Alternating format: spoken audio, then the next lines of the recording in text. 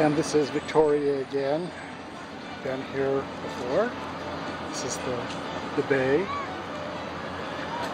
It's not the port. The port's about 10 minutes from here by bus. Got $5 tickets each way. Well, $5 tickets for all we can ride back and forth. So this is the Empress Hotel. Over there, I believe, is the government building, Parliament building.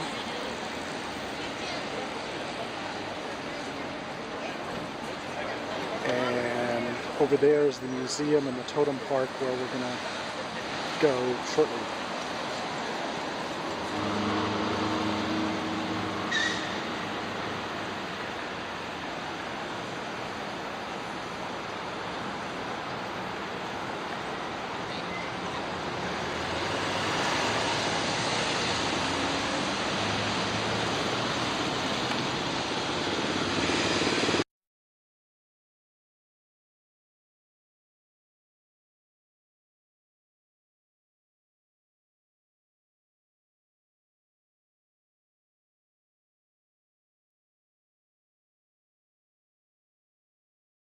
That on you too, all right.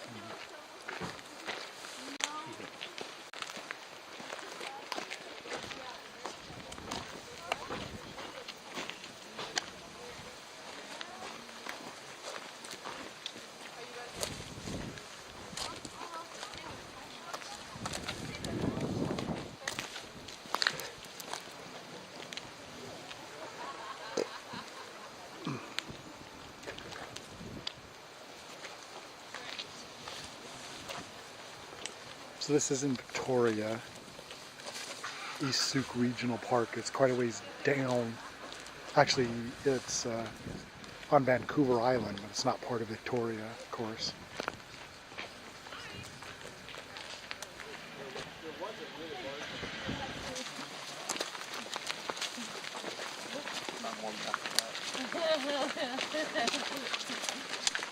This is red cedar, and the reason they didn't cut this one down is because of the shape of it. Now, red cedar is one of the reasons why we're not slapping ourselves silly with insects. Insects hate the smell of red cedar. So the First Nations people would find a tree that was straighter and didn't have all the branches down here. They'd only go in 1 inch because they know the tree will rebark. About a foot wide strip, 30-40 feet up. Each layer you can use for hats, shirts, pants, shoes, baskets. You could shave yellow cedar and make diapers out of it, cotton balls. It was an amazing amount of things you could do with cedar. I draw the line at the underwear. But if you're wearing a red cedar shirt, no problem. And you can see some of the old photographs where they were wearing the cedar strip outfits. It might become, in the future, the C shirt might become popular. There is no berries left on them now. A lot of people have been eating them, or it's out of season. But eventually, what you will find is a raspberry-style berry, but it looks like a small ball of salmon eggs. Orange or bright red. Oh no, this is wild raspberry. Good shot. Because you've got your salmon berry up here. You got your raspberry down here. There's one right there. And that is edible. Look at that. Just came off. Would you like to try? You found it. No? Who has good insurance? There we go. A little sweet, a little sour? A little sour. Yeah, yeah.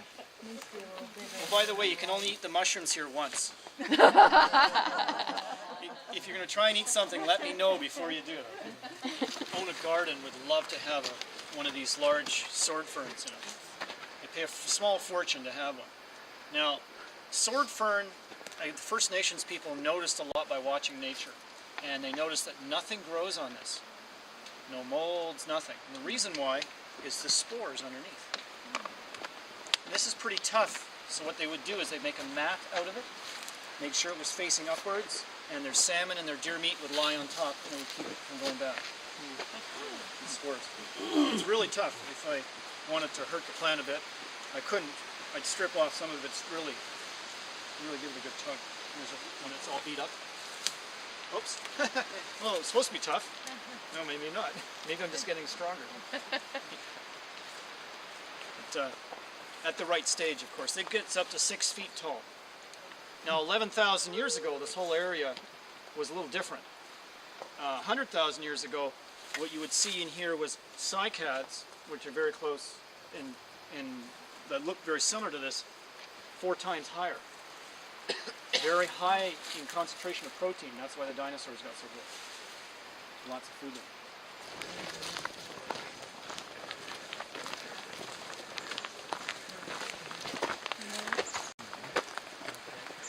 No berries left. This is thimbleberry. Now what happens is the flower, you know how a flower has a stip here in the center, where all the pollen is? This one, instead of turning into a berry, the stipia puffs up when it's fertilized, and you end up with like a cup, like a thimble. And it's bright red, and it's the sweetest berry in the forest. And it comes from this plant. So I have lots of eyes. If you see this, when you see the bright red berry, let me know. Now it's pretty rare to find deer fern right next to the ocean because of the dry climate. Now they call it deer fern again because one day the First Nations people noticed a deer lost its antlers. And it rubbed its head in this fern. This fern will stop the bleeding and keep it nice and clean. And when they found, you know, people that had been frozen in a glacier or whatever, they found a guy recently up in some country, had all his clothing and everything in his pouch. He had some deer fern. It's like nature's first aid kit. It's very waxy, and the petals are so rather soft.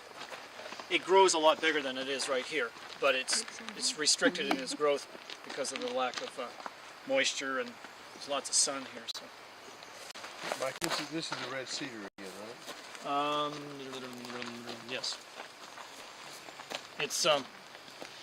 It's rather hard to tell for young trees, but when it comes to older trees, you can definitely see the difference. There's a lot of hemlock here. See the patchy bark right there? That's hemlock. In a new forest, 70% of the trees are hemlocks. Some of these hemlocks, well, nature likes a balance. So what it's done is it introduced a parasite. And in some of these trees, we'd have to be in a certain position to see it.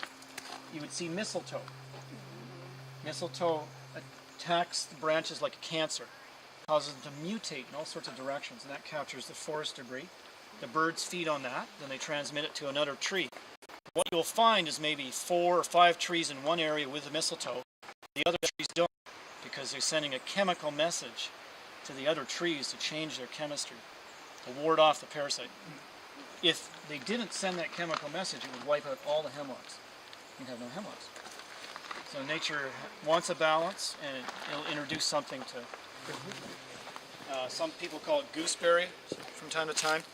Again, it produces, looks like blueberries, and they use that as a dye. It makes the same color as your blue jeans.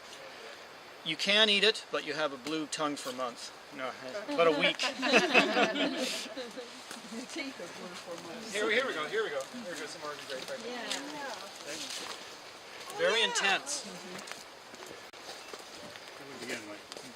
So you don't want to rub that on your clothing. You won't get the stain out for a long time. I said that to a group of, I had a couple families, and the kids were putting them in their pockets. The ladies can touch it. How shall I explain it? If you eat a little bit of it, you're looser than a goose. Oh. Very, very powerful. Doesn't take a lot. No, I'm not going to demonstrate.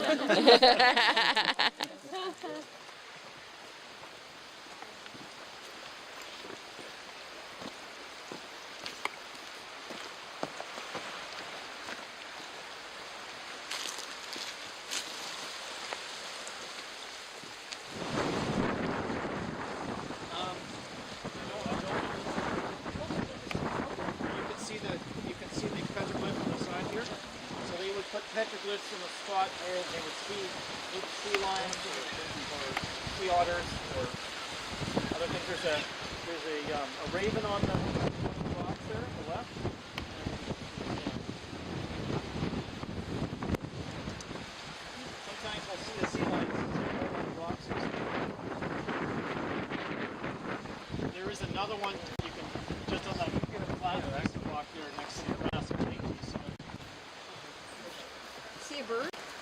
No, just the purple thistle. Yeah. Oh yes, you're right. Good for massage. So imagine the basic rule is for every 100 years of growth, there's 1,000 gallons of trapped water in its root systems. So if I wanted to find some snakes, they'd be here. They would be living in the root system in the moisture. And if it rains and it becomes sunny, they'll come out and they'll sun themselves on the rocks. So if those conditions are right, I make sure none of the ladies on my tour are squeamish. What kind of snakes do you have? Gardener snakes and what we call red racers. Gardener snakes are the yellow ones with a streak, and the red racers, of course, have the red on them. How about poisonous snakes? Nothing except for the interior rattlesnakes. But that's another 8 hours drive from here. So. English moss. It doesn't hurt the tree. Down south, it's gray. And this is an air plant. 99% of its moisture and nutrients come from the air. Very delicate. It is a sure sign of a healthy ecosystem. If there's any air pollution here, this would die within hours. That's how delicate it is. Super light. Bowen Island, and she hooked into a salmon, good 30-pounder, and it turned her upside down, but she still held on to the fishing rod. She got the fish. Good for her. Gotta make sure you fish off the bow. Her husband would never have believed her otherwise. So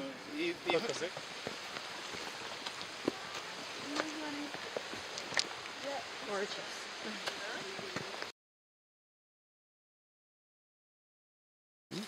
Oh, there you go. Perfect.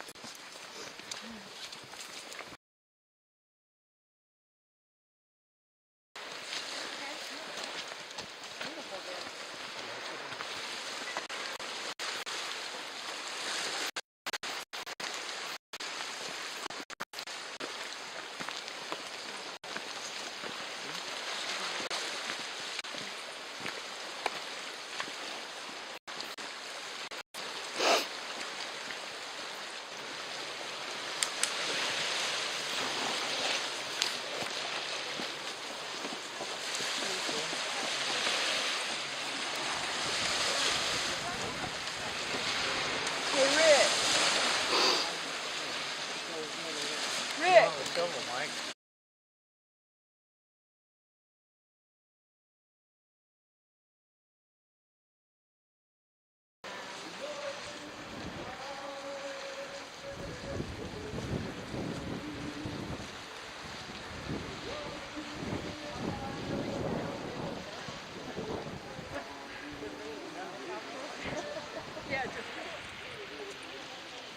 You see all the purple thistles? Thistles? That's a nice picture. especially when it came to cancer, they would have a ceremony, thank the tree for its gift. They get a small square, maybe 1.5 inches by 1 inch, and then chew on that piece of bark for about a week, and that would shut down the overgrowth of the cancer cell.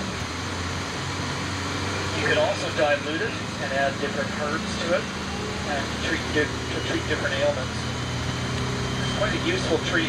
It doesn't look like much. If you saw a yew tree, you'd think it was diseased or beat up and old and worth nothing. They used to have huge groves of them. Very thin cedar. Now, a lot of the houses in Victoria, in certain communities, were what we call railway housing. When they built these houses at a rail yard or at a lumber yard, they're like giant jigsaw puzzles. Built them up, take them down, put them on a rail car, ship them to a certain area, and then just dump them off in one location and build them. You see the large mountain with the snow on it? That's in the United States. Snow year round on that one.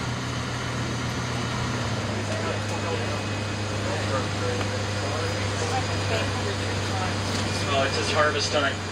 Just gives us an excuse to have a large insurance problems. But they were part of it. So those are I would do a walk through this area, and they were part of the tour at one time. It's quite interesting to walk on wooden floors that have been there for 70 to 100 years. nice. Thrift store.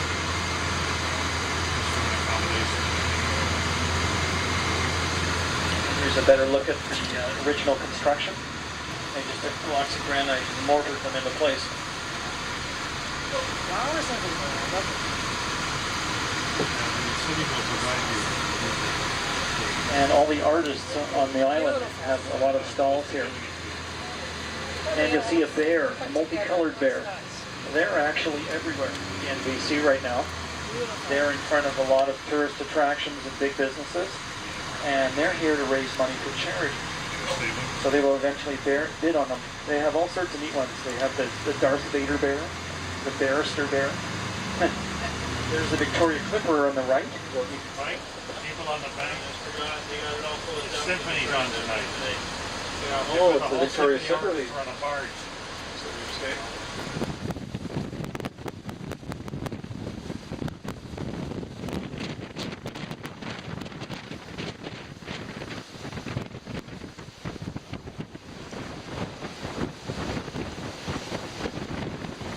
So this is leaving Vancouver.